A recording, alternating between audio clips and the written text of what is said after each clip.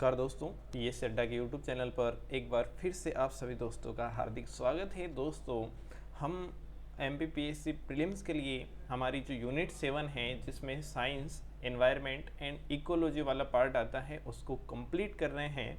और आज अपना दूसरा सेशन है जिसमें हम विज्ञान के मौलिक सिद्धांत के बारे में पढ़ने वाले हैं। जी हाँ दोस्तों, कल की क्लास भी हमारी इसी टॉपिक के ऊपर हुई थी, बट उसमें हमने फिजिक्स के जितने भी बेसिक प्रिंसिपल्स हैं, मौलिक सिद्धांत हैं, उनके बारे में बात करी थी।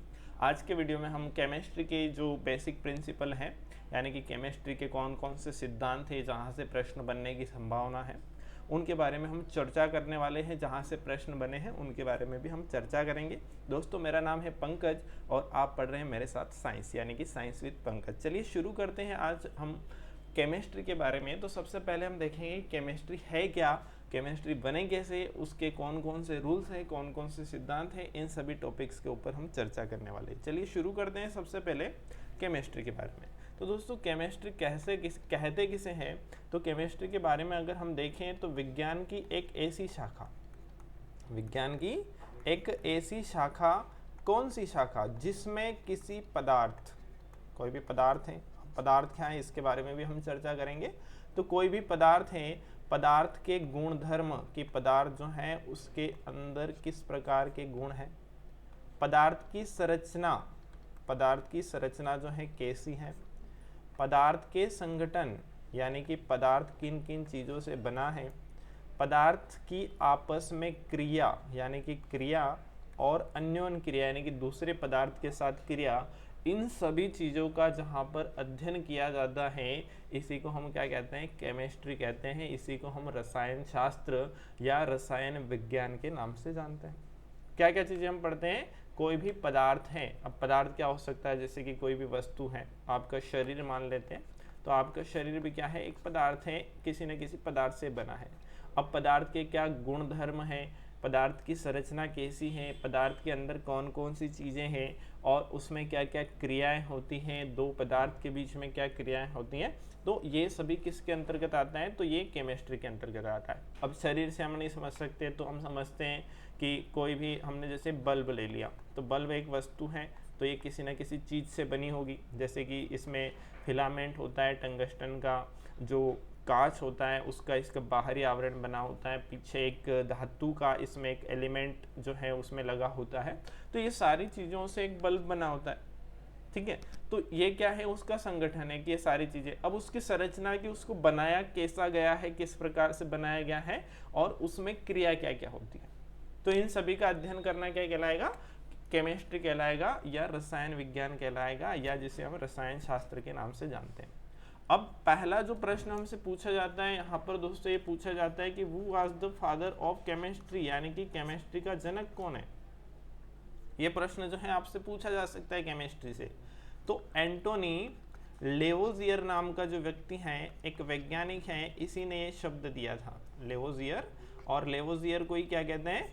केमिस्ट्री का फादर कहते हैं, केमिस्ट्री का पिता कहते हैं। ये बात आपको जो है ध्यान में रखनी है।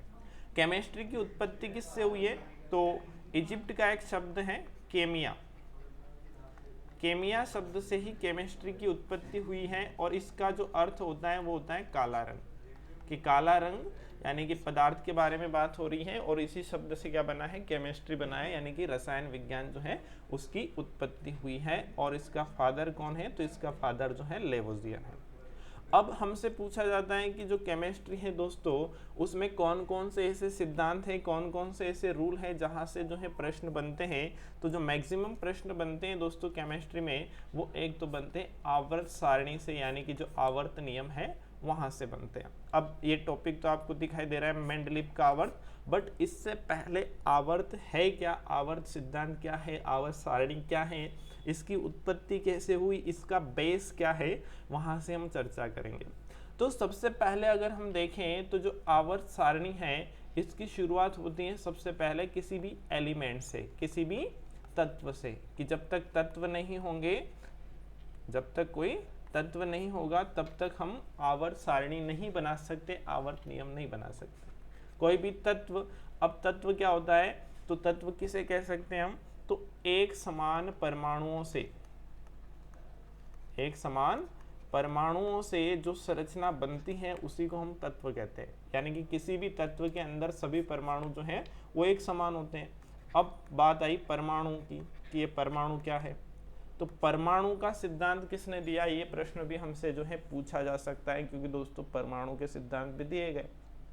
अगर हम भारतीय की बात करें तो सबसे पहले महर्षि कणाद ने जो है इसके बारे में बता दिया था। महर्षि कणाद एक भारतीय वैज्ञानिक हम कह सकते हैं, एक भारतीय मुनि या ऋषि, इन्होंने सबसे पहले जो है परमाणु के बारे में बता दिया था। बट इन्होंने अपनी पुस्तक का पेटेंट नहीं करवाया था, इसलिए जॉन डाल्टन नाम का एक व्यक्ति है, इसने 1792 में 1792 में क्या बताया कि परमाणु के बारे में इसने परिभाषा दी, परमाणु के बारे में लोगों को जानकारी दी। उसके बाद लोगों ने जाना कि हाँ ऐसा भी कुछ होता है। अब परमाणु क्या होता है, तो परमाणु के बारे में इसने बताया कि किसी भी पदार्थ का एक ऐसा अविभाजित कण जिसको और अधिक न तोड़ा जा सके। किस माध्यम से, रासायनिक क्रियाओं के माध्यम से पदार्थ का ऐसा भाग जिसको और अधिक न तोड़ा जा सके, उसको क्या कहते हैं, परमाणु कहते हैं। ऐसी परिभाषा इसने दी कि जैसे कि हमने ले लिया सोना, ले लिया चांदी, ले ली या कोई और पदार्थ ले लिया, तो इसका एक ऐसा टुकड़ा आएगा जिसको और अधिक आप नहीं तोड़ सकते, उसी को क्या कहा इसने, परमाणु कहा है। और इसका कहना है कि जो एलिमेंट होते हैं, जो तत्व होते हैं, वो एक समान परमाणु जब एक या एक से अधिक आपस में मिलते हैं तो उन्हीं से क्या बनता है, कोई भी तत्व बनता है। जैसे कि परमाणु से अणु बनते हैं और अणु से तत्व की संरचना का जो है निर्माण होता है। यानी कि किसी भी तत्व का बेस क्या होता है, परमाणु होता है। तो जॉन डाल्टन ने सबसे पहले इसके बारे में बताया।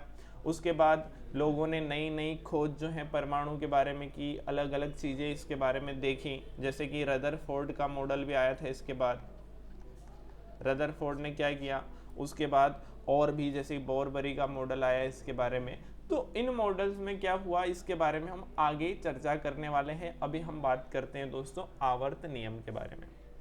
तो जब मेंडलीफ ने आवर्त सारणी बनाई, उससे पहले किसी ने इसके बनाने की कोशिश नहीं की थी या तत्वों का वर्गीकरण करने की कोशिश नहीं की थी। तो दोस्तों इससे पहले भी बहुत सारे ऐसे वैज्ञानिक आए, ऐसे लोग आए, उन्होंने आवर्त बनाने की कोशिश की थी, यानी कि तत्वों को वर्गीकृत करने की कोशिश की थी।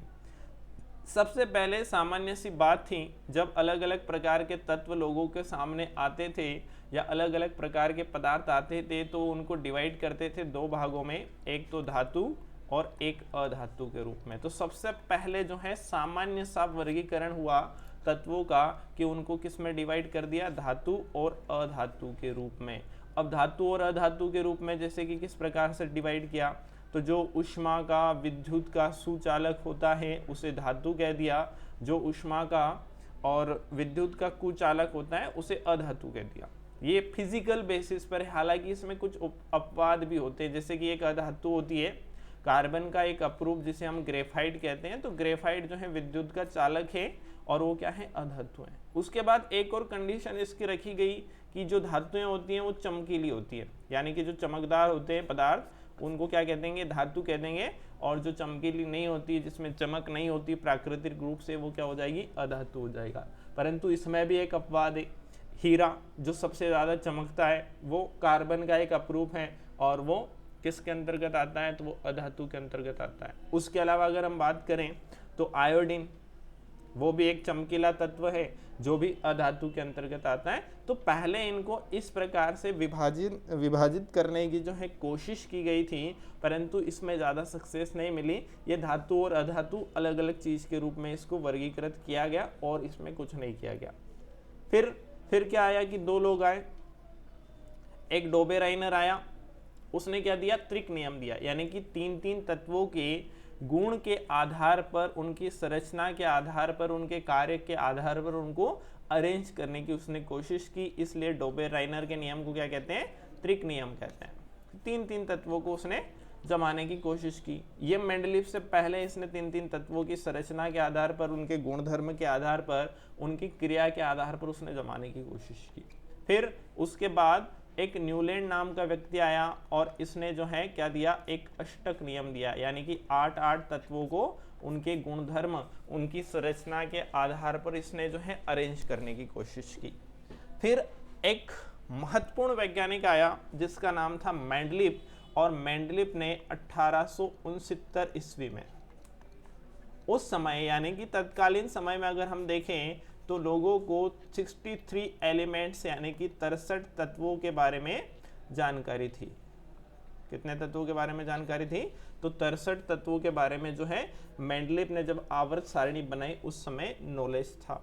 तो इसने क्या किया कि इन 63 तत्वों को विभाजित करने के लिए, एक मतलब अलग अलग करने के लिए, इनके गुण धर्म के आधार पर, इनकी संरचना के आधार पर अलग अलग करने के लिए इसने क्या किया, एक टेबल बनाई और उस टेबल को इस प्रकार से अरेंज किया कि उसमें कुछ तो कॉलम बने और कुछ उसमें रोज बने। जैसे कि इस प्रकार से हम एक टेबल बनाते हैं तो टेबल में क्या होगा कि कुछ तो रोज बनेगी, कुछ कॉलम्स बनेंगे। तो इसने क्या किया कि ये जो कॉलम्स बने इनको नाम दिया समूह। इन कॉलम को क्या कहा इसने?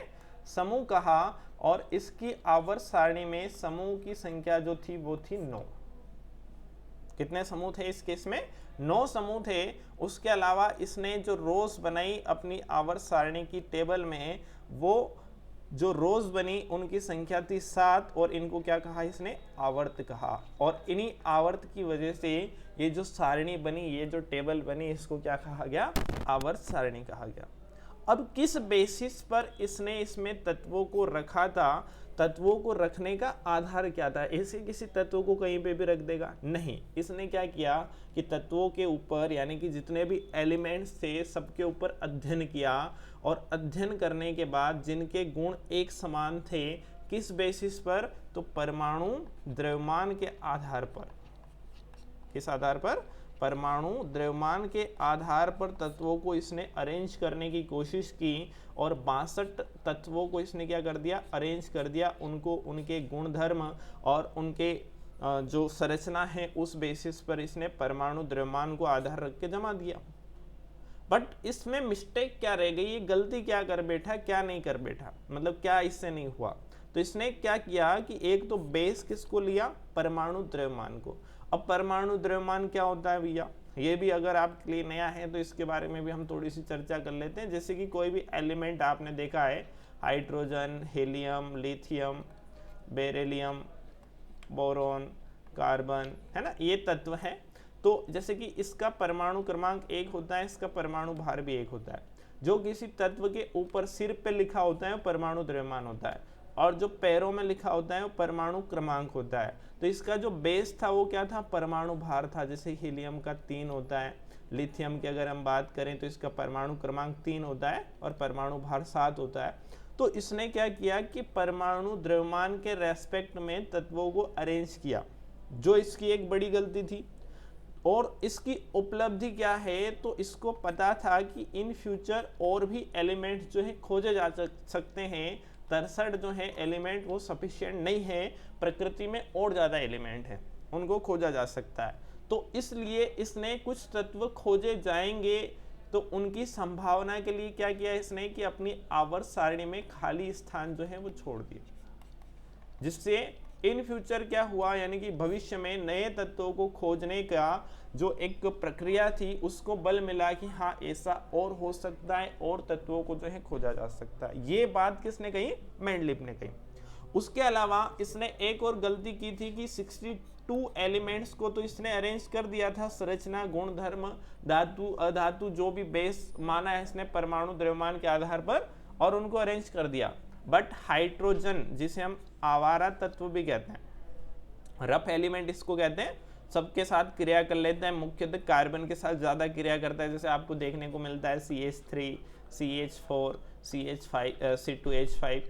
तो इस प्रकार की जो संरचना होती है उसमें क्या होता है? हाइड्रोजन ही मुख्य रूप से देखने को मिलता है। तो ये सबके साथ क्रिया कर लेता है, धातुओं के साथ भी कर लेता है, अधातुओं के साथ भी कर लेता है, इसलिए इसको रफ एलिमेंट या आवारा तत्व कहते हैं। तो इसका परमाणु क्रमांक भी 1 होता है, परमाणु भार भी 1 होता है। तो ये है तो एक अधातु, गैसीय अवस्था में होता है, अधातु होता है, बट ये गुणधर्म कैसे प्रदर्शित करता है? ये धातुओं जैसे गुणधर्म प्रदर्शित करता है। तो उसको ये अरेंज नहीं कर पाया कि मैं इसको रखूं कहाँ पर, गुण कुछ और है, संगठन कुछ और है, मतलब अलग अलग टाइप की चीजें जो है इसके बारे में थी, तो ये इसको अरेंज नहीं कर पाया। तो ये जो आवर्त सारणी है कब दी गई, 1869 ईस्वी में दी गई। ये प्रश्न हमसे पूछा जा सकता है एमपीपीएससी में। इसके समय यानी कि इस आवर्त सारणी को बनाते समय कितने एलिमेंट्स थे उनके बारे में हमसे पूछा जा सकता है। इनको जमाने का जो बेस था द्रव्यमान यानी कि परमाणु द्रव्यमान के बेस पर इसने इसको जमाया, वो पूछ सकते हैं। इसकी क्या क्या कमियां थी वो पूछ सकते हैं, और इसके क्या क्या गुण थे वो हमसे पूछ सकते हैं। तो इनके बारे में हमने देखा। अब हम बात करते हैं कि कुछ वर्षों के बाद 1913 में मोस्ले नाम का एक व्यक्ति आया, और हेनरी मोस्ले ने क्या किया कि तत्वों की जो वर्गीकरण है उसके लिए एक नई टेबल जो है इसने बना दी, और इस टेबल को हम कहते हैं आधुनिक आवर्त सारणी, या एक नई सारणी इसने बनाई जिसको क्या कहा गया, आधुनिक आवर्त सारणी कहा गया।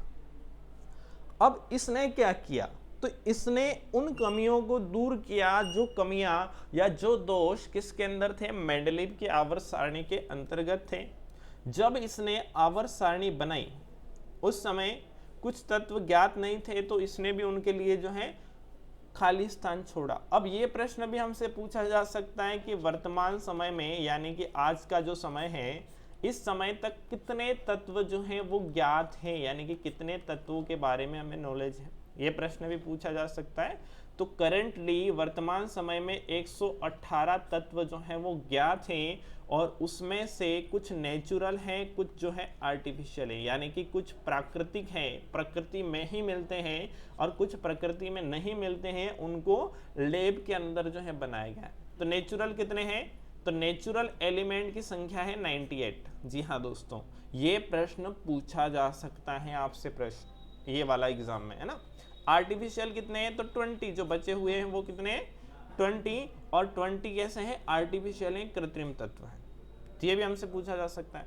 अब हेनरी मोस्ले ने क्या किया, तो जो जो कमियां उसने छोड़ी थी उनको कंप्लीट करने के लिए इसने अपना जो बेस था, अपना जो आधार था, उसको क्या कर दिया, इसने बदल दिया। बेस कैसे बदल दिया, तो उसका जो आधार था परमाणु द्रव्यमान, उसको बदलकर इसने क्या कर दिया, परमाणु क्रमांक। यानी कि मेंडलीव ने परमाणु द्रव्यमान के आधार पर तत्वों को रीअरेंज किया था, यानी कि जमाया था, उनको व्यवस्थित किया था, बट इसने परमाणु क्रमांक के आधार पर उनको व्यवस्थित किया, जिससे किसी भी तत्व को अरेंज करने में कोई भी प्रॉब्लम का सामना इसको नहीं करना पड़ा। अब इसने 118 जो तत्व हैं उनको क्या कर दिया, व्यवस्थित कर दिया। तो व्यवस्थित करने के लिए इसने भी एक टेबल बनाई, ऐसे एक टेबल बनाई। अब इसकी जो टेबल है उसका शेप थोड़ा इस प्रकार से, ठीक है। तो इसकी जो टेबल का शेप है वो इस प्रकार से हमें दिखाई देता है। तो इस टेबल में इसने क्या किया कि कुछ तो वर्ग बनाए और कुछ जो है आवर्त बनाए। जिसको मेंडलीव ने समूह कहा उसने इसको क्या कहा, वर्ग कहा। और इसके इसमें कितने वर्ग हैं, तो 18 वर्ग हैं। आवर्त कितने हैं इसके इसमें, तो 7 आवर्त है। तो ये भी हमसे पूछा जा सकता है कि आधुनिक आवर्त सारणी में वर्गों की संख्या कितनी है, आवर्त की संख्या कितनी है। अब इसने इसको 4 समूहों में बांटा, यानी कि 4 ब्लॉक में, एस, पी, डी, और इसके नीचे भी एक आता है जिसको कहते हैं एफ। तो इसने 4 ब्लॉक में अपनी आवर्त सारणी को क्या कर दिया, डिवाइड कर दिया हेनरी मोस्ले ने। अब अलग अलग जो ब्लॉक हैं उसके अंदर अलग अलग प्रकार के तत्वों को रखा। जैसे कि एस में एक अधातु यानी कि हाइड्रोजन को इसने यहाँ पर रख दिया, उसके अलावा बाकी सारी धातुओं को इसने यहाँ पर अरेंज कर दिया। डी में सारे जो संक्रमण धातुएं हैं उनको रखा। पी में सब है, धातु भी हैं, अधातु भी हैं, उपधातु भी हैं। और एफ में क्या है, तो एफ में आंतरिक संक्रमण तत्व जो है उनको व्यवस्थित किया गया या उनको रखा गया, ठीक है। तो टोटल 118 जो एलिमेंट है, 118 जो तत्व है, उनको रीअरेंज करने का काम किसने किया था, हेनरी मोस्ले ने किया था। कब किया था, 1913 में किया था। और इसकी आवर्त सारणी को क्या कहते हैं, आधुनिक आवर्त सारणी कहते हैं, ठीक है। इसके अलावा कुछ और नियम जो हैं केमिस्ट्री के वो हमसे पूछे जा सकते हैं, जैसे कि अम्ल क्षार सिद्धांत क्या है। ये किसने दिया? क्या होता है अम्ल, क्या होता है क्षार, इसके बारे में हमसे पूछा जाता है। तो दोस्तों अम्ल और क्षार के बारे में सबसे पहले हम बात करते हैं। तो अम्ल के बारे में सामान्य सी बात होती है और क्षार के बारे में भी सामान्य सी बात होती है। इनको पहचानने के तरीके होते हैं, बट जो सिद्धांत हैं वो थोड़े से अलग हैं, उनके बारे में भी हम बात करेंगे। सामान्य से जो पदार्थ स्वाद में खट्टे होते हैं, यानी कि जिनका स्वाद खट्टा होता है, वो अम्ल कहलाते हैं। और जिन पदार्थों का स्वाद कसेला या कड़वा होता है, उन्हें हम क्या कहते हैं? क्षार कहते हैं। अब बाद में इनको पीएच स्केल के माध्यम से भी अलग अलग करने की कोशिश की गई। उससे पहले इनको जो है, जो लिटमस पेपर होता है, उसके आधार पर भी अलग अलग करने की कोशिश की गई। अब पीएच क्या होता है? तो पीएच जो आर्हेनियस का सिद्धांत आया, तो उसके बाद ये जो है एक स्केल बनी, एक टेबल बनी, उसके माध्यम से अम्ल और क्षार को जो है अलग अलग किया जाता है। और लिटमस पेपर क्या होता है? ये बनता कैसे है? तो एक लाइकेन होता है, जैसे समुद्री पादप और जीव दोनों के अंतर्गत रखा जाता है। तो लाइकेन जो होता है उससे लिटमस पेपर बनते हैं, और लिटमस पेपर को सामान्यतः अगर बनाया जाता है तो बैंगनी रंग का होता है। सामान्यतः इसका रंग कैसा होता है? बैंगनी होता है। बट जब हमें अम्ल और क्षार का परीक्षण करना है कि कौन सा पदार्थ अम्ल है, कौन सा क्षार है, अगर उसको टेस्ट नहीं कर सकते तो फिर क्या करेंगे? हम लिटमस पेपर का यूज करेंगे। तो ये लाइकेन से जो बैंगनी रंग का लिटमस पेपर बनता है, उसको दो अलग अलग रंगों में बनाते हैं। एक लाल बनाते हैं और एक नीला बनाते हैं। दो अलग अलग रंग के क्या करते हैं? लिटमस पेपर बनाते हैं। अगर लाल लिटमस पेपर को आपने किसी पदार्थ के अंदर डुबोया और वो नीला बन गया, यानी कि उसका कलर चेंज हो गया, तो वो क्या कहलाएगा? तो वो पदार्थ क्षार कहलाएगा। और लाल को उस पदार्थ के अंदर आपने डुबाया और वो रंग परिवर्तन नहीं हो रहा है, तो वो अम्ल होगा या उदासीन होगा। फिर आपने नीला लिटमस पेपर लिया, किसी पदार्थ के अंदर डुबोया और वो लाल हो गया, तो वो क्या कहलाएगा? तो वो अम्ल कहलाएगा। तो आपको यहाँ पर दोनों में से एक चीज याद रखनी है, एग्जाम में पूछा जाता है कि कौन सा लिटमस पेपर किस रंग का हो जाता है जब उसमें क्षार में उसको डुबाया जाता है, जब अम्ल में उसको डुबाया जाता है। नीले लिटमस पेपर को लाल कर देता है, अम्ल, क्षार, उदासीन, इस प्रकार के ऑप्शन जो है हमें देखने को मिलते हैं। और इस प्रकार के प्रश्न एमपीपीएससी में भी आते हैं। अदर वनडे एग्जाम जो होती हैं उसमें भी इस प्रकार के प्रश्न जो है आपसे पूछे जाते हैं। बनता कैसे? लाइकेन से बनता है। किससे बनता है लिटमस पेपर? लाइकेन से बनता है। सामान्यतः इसका रंग कैसा होता है? बैंगनी होता है। बट प्रायोगिक दृष्टि से इसको लाल और नीला अलग अलग रंग के बनाते हैं, जिससे हम पता कर सके कि कौन सा पदार्थ क्षार है, कौन सा पदार्थ जो है अम्ल है। उम्मीद करता हूं कि ये चीज जो है आपको समझ में आई होगी। दोस्तों इस टॉपिक के बारे में अगर आप डिटेल से पढ़ना चाहते हैं, सारी चीजें as it is line by line आपको चाहिए, फैक्ट, कंटेंट, लॉजिक, सारी चीजें, तो आप जो है इसके लिए पीएससी अड्डा ऐप डाउनलोड कर सकते हैं, जहां पर सारी चीजें आपको पॉइंट टू पॉइंट जो है मिल जाएगी। तो पीएससी अड्डा ऐप कहाँ मिलेगा? लिंक डिस्क्रिप्शन बॉक्स में भी आपको मिल जाएगी। उसके साथ साथ आप प्ले स्टोर पे जाकर केवल पीएससी अड्डा सर्च करेंगे तो जो फर्स्ट पे ऐप आएगी उसको आप डाउनलोड कर लीजिए। वहाँ पर एमपीपीएससी से रिलेटेड सारा कोर्स, सारा कंटेंट, सारा वीडियो और सारी test series free of cost, pre के लिए भी, मेंस के लिए भी, इंटरव्यू के लिए भी, सब कुछ आपको मिल जाएगा। चलिए हम आगे बात करते हैं कि ये तो सामान्य सी बात होगी कि कोई भी व्यक्ति जो है लिटमस पेपर के माध्यम से खट्टे और कसेले स्वाद के माध्यम से अम्ल और क्षार की पहचान कर सकता है। बट फिर आर्हेनियस ने क्या किया? इसने क्या अलग सिद्धांत दिया? ब्रोस्टेड और लोरी ने क्या सिद्धांत दिया? लुइस ने क्या सिद्धांत दिया? ठीक है, तो सबसे पहले हम बात करते हैं आर्हेनियस के सिद्धांत की। तो इसने बताया कि जो पदार्थ किसी विलायक में घोलने पर, विलायक क्या होता है? तो विलायक होता है सार्वत्रिक विलायक जल, यानी कि पानी, जो किसी चीज को घोलने का काम करता है। तो पानी जो है सबको घोलने का काम करता है, इसलिए उसको सार्वभौमिक विलायक या सार्वत्रिक विलायक के नाम से जानते हैं। तो इसने कहा कि कोई पदार्थ अगर विलायक के अंदर मिलता है और मिलाने के बाद वो अगर H+ आयन देगा, क्या देगा? H+ आयन देगा, तो वो क्या होगा? अम्ल होगा। और अगर उस पदार्थ को हम विलायक में मिला रहे हैं किसी पदार्थ को और वो अगर OH माइनस आयन देगा तो वो क्या होगा, क्षार होगा। सामान्य सी परिभाषा इसने दी। जैसे कि हमने क्या लिया, एक बीकर लिया, बीकर के अंदर क्या लिया, विलायक यानी कि पानी लिया, ठीक है। अब इसके अंदर हमने कोई पदार्थ डाल दिया, जैसे कि मान लो मैंने H2SO4 डाल दिया। अब इसको आप टेस्ट नहीं कर सकते, लिटमस पेपर डालोगे तो जल जाएगा। फिर इसको चेक कैसे कर सकते हैं, तो आर्हेनियस के सिद्धांत के तहत। अब H2SO4 इसे हम सामान्यतः जानते हैं हाइड्रोक्लोरिक एसिड के नाम से, सल्फ्यूरिक अम्ल के नाम से इसको हम जानते हैं। H2SO4 हाइड्रोक्लोरिक एसिड जो होता है वो HCl होता है, ठीक है। तो ये भी होता है, सल्फ्यूरिक अम्ल भी होता है। तो हमने सबसे पहले H2SO4 को इसके अंदर डाला। तो जब हम H2SO4 को इसके अंदर डालेंगे तो क्या होगा कि जो SO4 होगा वो तो विलायक के अंदर घुल जाएगा और H2 जो होगा ये H+ आयन के रूप में क्या हो जाएगा, अलग हो जाएगा। तो जब इसको इसके अंदर विलायक के अंदर हमने घोला तो हमें क्या मिला, H+ आयन मिला, ठीक है। जब हमें H+ आयन मिल रहा है तो ये पदार्थ कौन सा है, तो ये पदार्थ क्या हो जाएगा, अम्ल हो जाएगा। यानी कि हम फार्मूले से कैसे पहचान सकते हैं, जिसमें शुरू H से होता है, H2SO4 HCl, ऐसे H से जो फार्मूला शुरू होता है, जिस तत्व का फार्मूला शुरू होता है वो सब क्या होते हैं, वो अम्ल होते हैं। HCl में ऐसा होगा, जो क्लोरीन है इसके अंदर घुल जाएगा और H+ आयन इसमें मिल जाएगा, तो ये भी क्या हो जाएगा, अम्ल हो जाएगा। अब ऐसा ही हमने एक और विलायक लिया और इस विलायक के अंदर क्या कर दिया, हमने कुछ और पदार्थ डाल दिया। क्या डाल दिया भैया, तो COOH डाल दिया, ठीक है, या CaCO COOH डाल दिया, CaCOOH हमने डाल दिया। तो यहाँ पर क्या होगा कि जो लास्ट में OH जुड़ा होगा इसके रूप में आयन जो है निकलेंगे, OH माइनस के रूप में आयन निकलेंगे। तो जब OH माइनस के रूप में आयन निकलेंगे तो ये क्या कहलाएगा, क्षार कहलाएगा।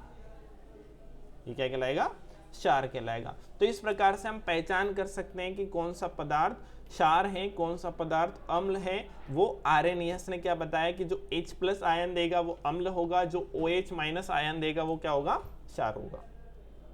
फिर इसने इस बारे में बता दिया। अब ब्रोस्टेड और लोरिया है, इन्होंने कहा कि मुझे कोई विलायक की भी आवश्यकता नहीं है, बिना विलायक के बता सकते हैं कि कौन अम्ल है कौन क्षार है। बिना विलायक के बता सकते हैं कि कौन अम्ल है कौन क्षार है। तो ये बताता है कि कोई भी पदार्थ ले लो, अगर उस पदार्थ के अंदर प्रोटॉन देने की क्षमता है, प्रोटॉन देने की क्षमता, जैसे कि प्रोटॉन क्या होते हैं, तो जैसे कि कोई भी परमाणु होता है। अब परमाणु के अलग अलग पार्ट होते हैं। परमाणु के अंदर क्या होते हैं, तीन चीजें होती हैं, एक होता है इलेक्ट्रॉन, एक होता है प्रोटॉन, एक होता है न्यूट्रॉन। प्रोटॉन जो होता है वो होता है पॉजिटिव, इलेक्ट्रॉन होता है नेगेटिव और न्यूट्रॉन होता है उदासीन। तो अगर किसी पदार्थ के अंदर प्रोटॉन देने की क्षमता है तो वो क्या कहलाएगा, तो वो अम्ल कहलाएगा। और अगर प्रोटॉन लेने की क्षमता है तो वो क्या कहलाएगा, वो क्षार कहलाएगा। सामान्य सी बात है कि जो प्रोटॉन दे सकता है ब्रोस्टेड और लोरी के अनुसार वो क्या होगा, अम्ल, और जो प्रोटॉन ले सकता है वो क्या होगा, क्षार। अब इसको हम कैसे देख सकते हैं, तो जैसे कि वही लेते हैं हम H2SO4। अब H2 है तो H2 में H+ आ रहा है, प्लस यानी कि प्रोटॉन, प्लस का मतलब क्या हो रहा है, प्रोटॉन। तो ये क्या कर सकता है, प्रोटॉन दे सकता है। अब OH माइनस आ रहा है तो माइनस यानी कि इलेक्ट्रॉन, यानी कि प्रोटॉन नहीं है इसके पास, तो प्रोटॉन इसको देना पड़ेगा। जो प्रोटॉन लेगा, तो जो प्रोटॉन लेगा वो क्षार और जो प्रोटॉन देगा वो अम्ल। ऐसे हम इसको याद कर सकते हैं। इस लुईस ने क्या किया भैया इसके बारे में, तो लुईस ने बताया इलेक्ट्रॉन से कि जो इलेक्ट्रॉन दे सकता है वो क्या कहलाएगा, तो जो प्रोटॉन दे सकता है अगर वो अम्ल है और प्रोटॉन और इलेक्ट्रॉन एक दूसरे के विपरीत होते हैं तो जो इलेक्ट्रॉन दे सकता है वो क्या होगा, क्षार होगा, और जो इलेक्ट्रॉन ले सकता है वो क्या होगा, अम्ल होगा। ये बात किसने बताई, लुईस ने बताई। इसका बेस इलेक्ट्रॉन है, ब्रोस्टेड और लोरी का बेस जो है वो क्या है, तो इसका बेस प्रोटॉन है। और आर्हेनियस क्या करता है, विलायक के अंदर घोलता है, जो H+ देगा वो अम्ल है, जो OH माइनस देगा वो क्षार है। तीनों की बात सेम है, बस उसको रिप्रेजेंट करने का तरीका अलग अलग है। और इन तीनों ने क्या दिए हैं, अम्ल क्षार के सिद्धांत दिए हैं। अब एग्जाम में हमसे यहां से प्रश्न पूछे, इसकी संभावना कम होती है। हमसे प्रश्न पूछा जाता है कि किस पदार्थ के अंदर जो है कौन सा अम्ल पाया जाता है। अलग अलग पदार्थ होते हैं, उनके अंदर कौन सा जो है अम्ल पाया जाता है, कौन सा क्षार पाया जाता है, इस प्रकार के प्रश्न जो है हमसे पूछ लिए जाते हैं। तो एक नाम सुना होगा आपने, सिरका होता है। तो जो सिरका होता है उसके अंदर कौन सा अम्ल होता है, ये प्रश्न MPPSC में पूछा गया है।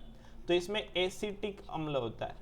सिरके में कौन सा अम्ल होता है, एसिटिक अम्ल पाया जाता है।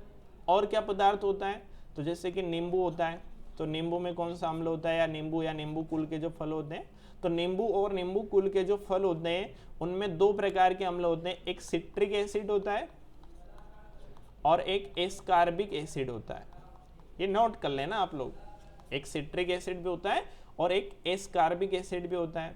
उसके अलावा जब जैसे कि हम बात करें कि इमली होती है, तो इमली में कौन सा अम्ल होता है, तो टार्टरिक। इमली में कौन सा अम्ल होता है, टार्टरिक अम्ल होता है। चींटी होती है, चींटी जब काटती है तो खुजली होती है, जलन होती है, क्योंकि उसके डंक में, लाल चींटी के डंक में, बिच्छू में, इनमें भी क्या होता है, अम्ल होता है। तो इनमें कौन सा अम्ल होता है, ये भी प्रश्न एग्जाम में पूछा गया है। तो इसमें फार्मिक अम्ल होता है, ये प्रश्न भी एग्जाम में पूछा गया है। ठीक है। उसके अलावा अगर हम बात करें तो जो पालक होता है उसमें कौन सा अम्ल होता है, तो पालक में, टमाटर में जो है लाइक, एक मिनट है ना, इसका बताता हूं मैं आपको, लास्ट में थोड़ा सा स्किप हो गया, याद नहीं आ रहा। ठीक है। तो इस प्रकार के अम्ल जो है अलग अलग पदार्थों में जो है पाए जाते हैं। पालक का अगर आपको याद है तो मुझे कमेंट करके आप लोग बताएं। ठीक है, थोड़ा सा मुझे स्किप हो गया इस बारे में। तो जो अम्ल और क्षार के सिद्धांत हैं उससे भी प्रश्न आ सकता है, किस पदार्थ में किस प्रकार का अम्ल पाया जाता है, उससे भी प्रश्न जो है आपके एग्जाम में पूछा जा सकता है। तो दोस्तों आज के वीडियो में हमने अम्ल क्षार से संबंधित, परमाणु से संबंधित और आवर्त सारणी से संबंधित जो रूल्स पढ़े, जो सिद्धांत पढ़े, वहां से केमिस्ट्री के जो सारे सिद्धांत हैं वो कंप्लीट होते हैं। हालांकि केमिस्ट्री में कुछ और सिद्धांत भी हैं, जैसे कि गैसों से संबंधित बायल का सिद्धांत है, चार्ल्स और एवोग्रेडा का सिद्धांत है, बट वहां से प्रश्न आने की संभावना न के बराबर होती है, क्योंकि माइंस के सिलेबस में भी उन टॉपिक्स को जो है नहीं रखा है और ना ही जो बेसिक सिद्धांत होते हैं उसके अंतर्गत वो आते हैं।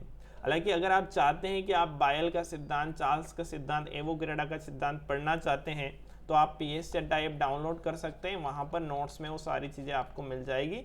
और अगर चाहते हैं कि मैं आपको ये चीज़ें पढ़ाऊँ तो आप कमेंट करके मुझे ज़रूर बताएं कि इसके ऊपर भी एक वीडियो बनाएं, तो मैं उस टॉपिक के ऊपर भी एक शॉर्ट वीडियो बना दूंगा, जिससे वो चीज़ें आपको समझ में आ जाएगी। दोस्तों नेक्स्ट वीडियो में हम पढ़ेंगे कि बायोलॉजी के जो अलग अलग सिद्धांत हैं वो किस प्रकार से, कौन कौन से सिद्धांत हैं, क्या क्या प्रश्न आते हैं, उनके बारे में। अगर दोस्तों आपको वीडियो अच्छा लगा हो तो वीडियो को लाइक करें, अपने दोस्तों में शेयर करें, PSC अड्डा के यूट्यूब चैनल को सब्सक्राइब जरूर करें। और अगर आपको लगता है कि रियलिटी में फ्री में आपको MPPSC की फुल प्रिपरेशन करनी है तो आपको PSC अड्डा ऐप ज़रूर डाउनलोड करना चाहिए। Thank you. आज का वीडियो अंत तक देखने के लिए सभी का बहुत बहुत धन्यवाद।